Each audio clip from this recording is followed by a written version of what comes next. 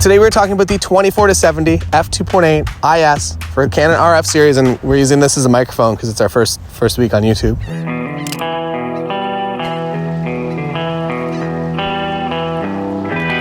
I came out to the mountains to do one thing.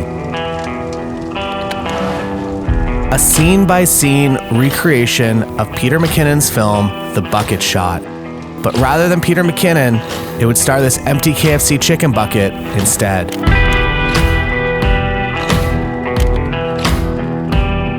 Is that funny? I don't know if it's funny. The 24-70 is really the most useful focal range, especially if it's your first lens ever. I 100% recommend going for something in this focal range, whether you're a portrait shooter or a wedding photographer or a landscape photographer or a commercial shooter.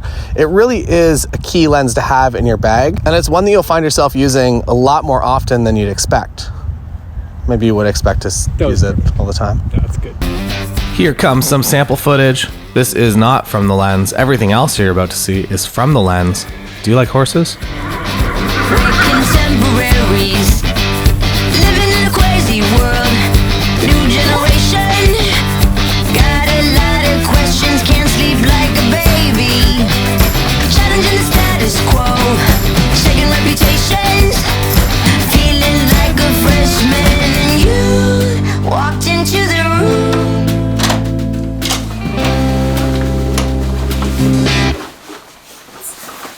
Don't you just hate it when people do intros like that? Like, obviously I came in here to set up this camera, and I went back outside and I scanned the card to get in. Sorry to interrupt, but there is a man in the water. I've come up here to one of my favorite locations in Lake Louise, which is the third floor of the parking garage at the Chateau Lake Louise. And the reason I like it up here is because, one, you kind of get a little bit of a better view of the mountain right here with the beautiful golden larches up there, as well as you have a corner of the hotel. So if you want to add that to your scene, just to give either a sense of humanity or a sense of scale to the image. Hey Taylor, we're not here for a landscape photography tutorial. Please just get back to talking about the lens. In terms of weight and balance, it really feels nice to have out there. I don't need to talk about that. I'll figure out a voiceover. Yeah. Ergonomically, it is in fact very nice. I don't love that it extends a little bit whenever you're zooming, but that's life. I'm over it. It's also very heavy. It is a pro lens. The image quality reflects that, and also the price reflects it as well. I have really found no flaws in this lens. This here is the control ring. I have not set up the control ring to do anything. I don't use it. I don't know why. If you use it, that's awesome. It has it. I just haven't set mine up to do anything. I feel like it's kind of unnecessary. Tip: if you ever want a tourist location like this to yourself for photos, and also calm water because all the boats are to the water now, just come later. It's not even golden hour yet. It's not even sunset, and already everybody's kind of cleared out. One of the best spots here at Emerald Lake is right beside the canoe rental. What you're getting is a beautiful white bus, but you're getting the canoes here with the bridge going to Cilantro, the restaurant. It looks really nice.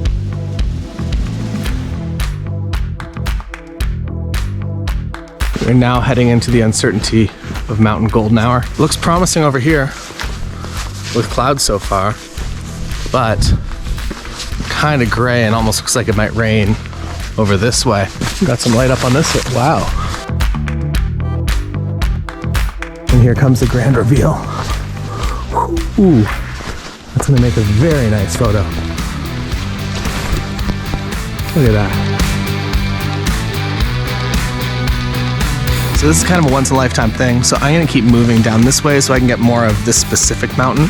This one looks awesome, but I don't know if there's anything I can really do with it photographically. So let's continue our tour this way. What I am going to do is build a panorama here. Also, I'm filming all this on GoPro, which is why it's kind of potato quality and such beautiful, dynamically rich situations.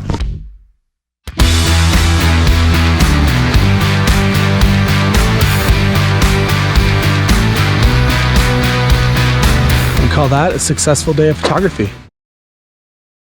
Coming back to the 24-70 f2.8 IS. The big question, and maybe the biggest thing, is price point on this lens. It is quite an expensive lens. Now, do you actually need f2.8 rather than something like f4? Save yourself a lot of money. If you know that you're going to be photographing most of the time in the daytime, or if you can always bring a tripod with you, I would say 100% f4 is probably fine. If you're working professionally, you do get a bit of a quality boost when you go down to the 2.8. But that said, it is a heck of a lot more expensive than the other versions of this lens. So if it is going to be your main lens and you do have the money to invest in it, I think it's a good investment if it's going to be on your camera pretty much all of the time, or if you're a professional at some sort of business expense on some level. But quite honestly, in most circumstances, you can get by with an f4 lens, especially if you have a tripod and you don't mind bringing that tripod around, specifically when things get a little bit more low light.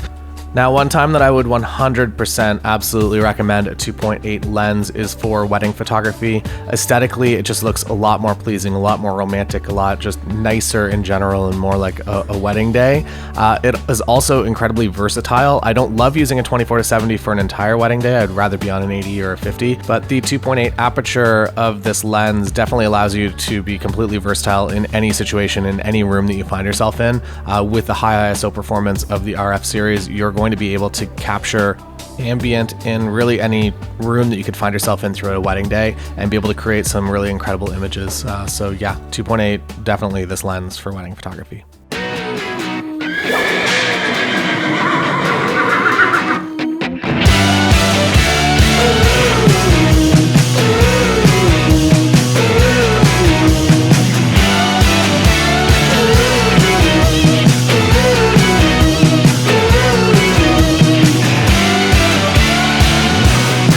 Let's ride, let's go.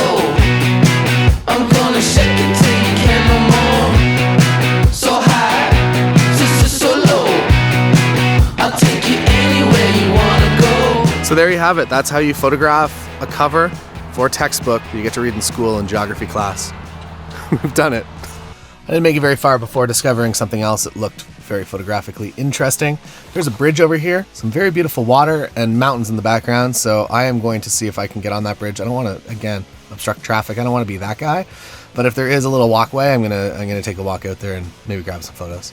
Confirmed, there is a pathway for pedestrians that I could set a tripod up on.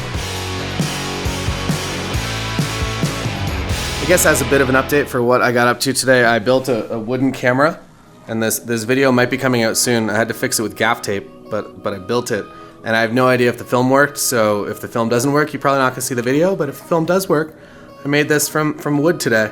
So just off the main highway here, there is the old highway, Highway 1A, and it is a much more scenic drive than the actual highway. If you want to get somewhere fast, use the main highway. If you want the scenic route, take this highway here. There's a curve called Moritz Curve, and it's probably a photo that you've actually seen before, and it's kind of the curve around the river with the train tracks on the one side.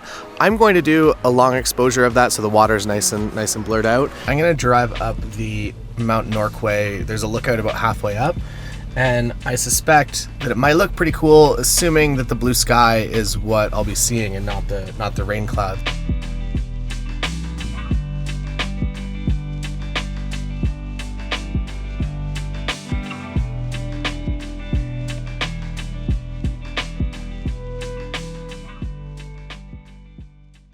Thank you for joining us today. The 24-70 f2.8 IS, really the best 24-70 that Canon has ever made, and also just one that is incredibly useful to have in your bag in a variety of situations. It really is a phenomenal lens and the best 24-70 that Canon has ever made. Thank you so much for joining me today. Don't forget to subscribe, and please like this video if you can. It's the button.